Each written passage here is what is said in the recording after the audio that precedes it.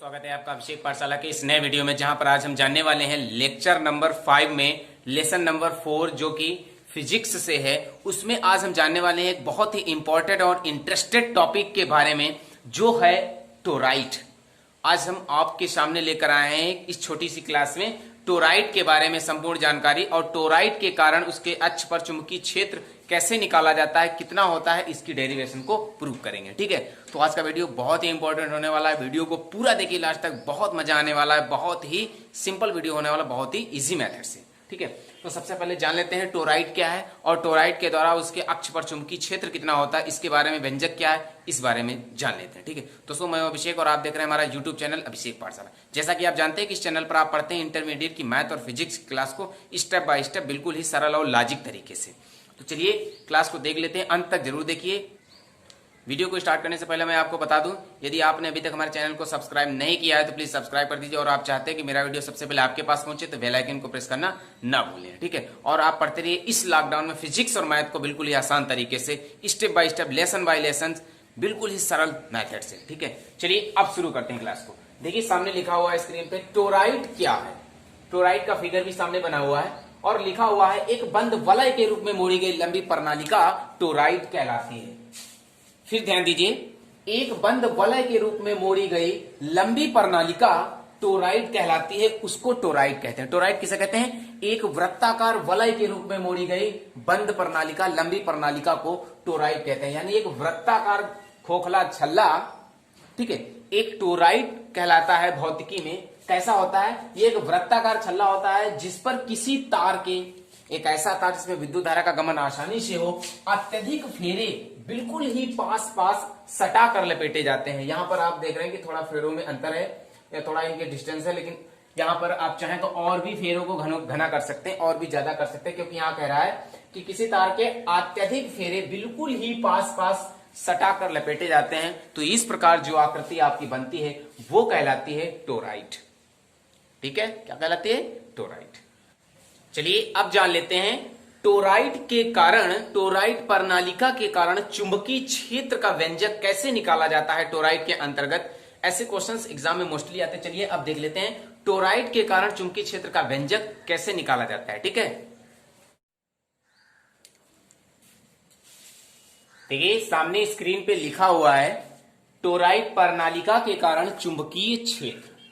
Toroid प्रणालिका same बनी हुई है और जो इस चित्र में दिख रहा है वही यहां पर लिखा गया है। ठीक है, ध्यान देना है, बस आपको आराम से समझना है, कोई दिक्कत नहीं है, बहुत ही इजी हो जाएगा आपके लिए। यदि आपके माइंड में ऐसा क्वेश्चन उठ रहा है कि हमारे लिए बहुत ही टफ है, बहुत इजी हो जाएगा। एक एक बात को यहां पर मैं समझा दूंगा। ठीक है, आप मेरे साथ फॉलो करें इसे। लिखा हुआ है माना टोराइड की प्रति एकांक लंबाई में n फेरे लगे हुए हैं। इसकी जो प्रति मीटर लंबाई, मान लीजिए कोई मीटर या सेंटीमीटर ऐसा पैमाना ले लेंगे, उसकी प्रति एकांक लंबाई में n फेरे लगे हुए हैं।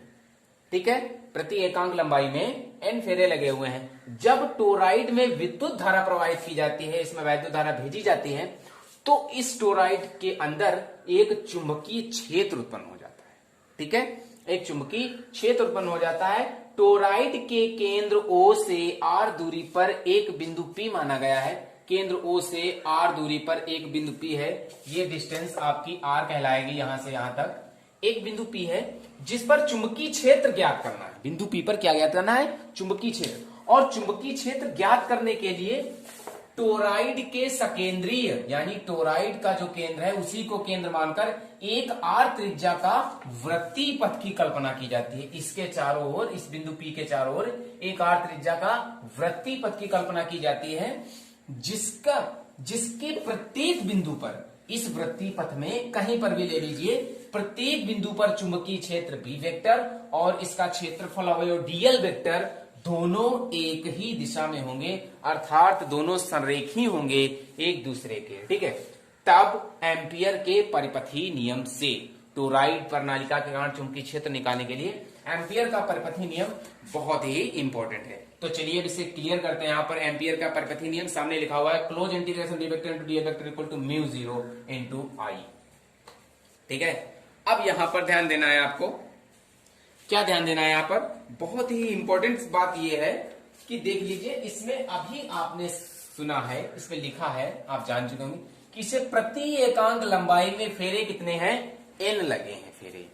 और ये टोराइड कितनी, ये टोराइड जो एक लंबी प्रणालिका होगी, ये मान लीजिए एक l लंबाई की प्रणालिका है टोराइड, तो इसके प्रति एकांक लंबाई पर n फेरे हैं, तो l लंबाई पर कितने फेरे होंगे, सीधी सी बात है ln होंगे फेरे, कितने होंगे, ln फेरे होंगे इसकी टोटल लंबाई पर। अब चूंकि इस लंबाई को मोड़कर एक प्रणालिका बना दी गई है जिसे टोराइड कहते हैं, मान लीजिए टोराइड जिस तार से बनाई गई है, जिस वलय में ढाली गई है, उस वलय की लंबाई l है, तो एकांक लंबाई में n फेरे हैं, तो l लंबाई में कितने फेरे होंगे, ln होंगे। उसी प्रकार अब ये टोराइड एक वृत्ताकार वलय के रूप में बन गई है, तो यहां पर ये जो बंद एक परिपथ दिख रहा है, एक वलय दिख रहा है, इसमें फेरों की संख्या कितनी होगी, इसे लिखेंगे बंद वलय में फेरों की संख्या। बंद वलय में फेरे होंगे 2 पाई r इंटू n, क्योंकि प्रति एकांक लंबाई में n फेरे हैं, तो 2 पाई r लंबाई में कितने फेरे होंगे, 2 पाई r इंटू n होंगे। कैसे, ठीक उसी प्रकार जिस प्रकार प्रति एकांक लंबाई में n फेरे हैं, तो l लंबाई में ln फेरे होंगे, उसी प्रकार बंद वलय में फेरे होंगे 2 पाई r और n। और एक बात ध्यान देना है कि टोराइड में जब वैद्युत धारा प्रवाहित की जाती है, तो वैद्युत धारा कितनी भेजी जा रही, I भेजी जा रही है। वैद्युत धारा किस पर भेजी जा रही है, प्रति एकांक लंबाई में वैद्युत धारा कितनी है, I है। तो पूरे परिपथ में वैद्युत धारा कितनी होगी, पूरे परिपथ में वैद्युत धारा कितनी होगी, पूरे बंद परिपथ में वैद्युत धारा का मान होगा कितना, बंद वलय में फेरे इतने हैं, तो पूरे फेरों पर यानी पूरे परिपथ में वैद्युत धारा का मान कितना होगा, पूरे परिपथ में वैद्युत धारा हो जाएगी 2 पाई r n इंटू आई। ठीक है, क्योंकि प्रति एकांक लंबाई में धारा I है, तो पूरे परिपथ में कितनी फेर धारा होगी, 2 पाई r n इंटू आई। ठीक है, ये दो बातें आपकी निकल आई हैं। तो अब हम इन बातों को यहां पर पुट करना चाहेंगे। चलिए पुट कर देंगे, इस इक्वेशंस को यहां पर नोट करेंगे। Close integration B vector into DL vector बराबर म्यू 0 इंटू आई। तो B vector into DL vector का हो जाता है close integration B DL into cos theta बराबर म्यू 0 इंटू आई। ये हो जाएगा B DL into cos theta equal to mu 0 into I हो जाएगा। अब ध्यान देना है जरा, यहां पर क्या लिखना है, यहां पर हम लिखेंगे close integration B DL cos theta यहां पर 1 हो जाएगा। क्यों, क्योंकि L इसका मान और B चुंबकीय क्षेत्र इसका और इसका, ये दोनों की दिशा एक जैसी है, एक समान है, इसलिए इनके बीच का कोण 0 होगा। तो cos 0 लगाएंगे, cos 0 की वैल्यू 1 होगी, तो इसलिए यहां पर बचेगा close integration BDL equal to बचेगा म्यू 0 इंटू आई। अब हम इसका B बाहर करेंगे, close integration DL equal to mu 0 into I का मान यहां पर हम लगाएंगे इतना, कितना लगाएंगे 2 पाई आर एन इंटू आई, प्रति टोटल परिपथ में धारा 2 पाई आर एन इंटू आई लगा देंगे। अब इसे लिखेंगे B इंटू इसका समाकलन जब करेंगे तो इसका समाकलन आएगा L। हमने आपको पिछले वीडियो में बताया है एम्पियर के परिपथीय नियम में इंटीग्रेशन DL होता है L के बराबर mu 0 into 2 pi R N into I. अब यहां पर L के मान को हम रखेंगे 2 पाई आर। क्यों, L क्या है, L है जिस तार से टोराइड बनाया गया है उसकी लंबाई है, अर्थात टोराइड की लंबाई है L।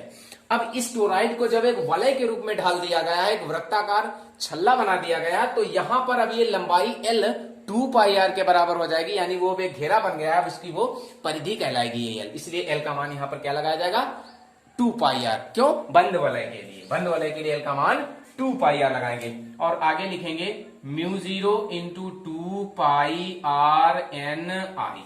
तो देखिए 2 पाई आर कैंसिल हो जाएगा, ये बचेगा B equal to mu 0 into N I, ये B की वैल्यू निकल आई। अब देखो यहां पर ध्यान देना है, इसे हम एक इक्वेशंस मान लेते हैं, एक समीकरण आपका आ गया है। अब यहां पर फिर से हम डिफिनेशन में पहुंचेंगे और सबसे पहली लाइन लिखी है कि माना टोराइड के प्रति एकांक लंबाई में n फेरे हैं, टोराइड के प्रति एकांक लंबाई में n फेरे हैं, और अब मान लिया जाए कि पूरी टोराइड में अर्थात पूरे परिपथ में बंद वक्र में फेरों की संख्या यदि n हो, क्या लिखेंगे, यदि पूरे परिपथ में फेरे n हो, तब n का मान कितना हो जाएगा 2πrn।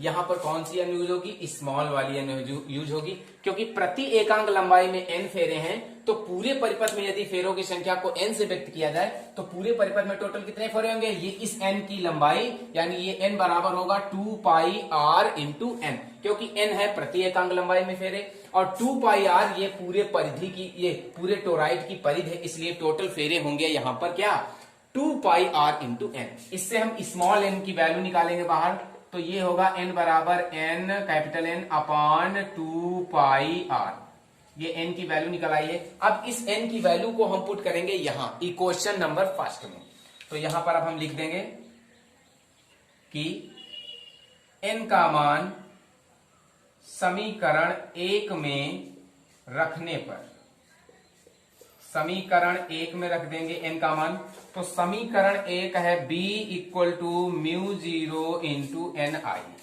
चलिए रख देते हैं, ये बनेगा b इक्वल टू μ0 इंटू एन, n की वैल्यू है capital N upon 2πr into आई।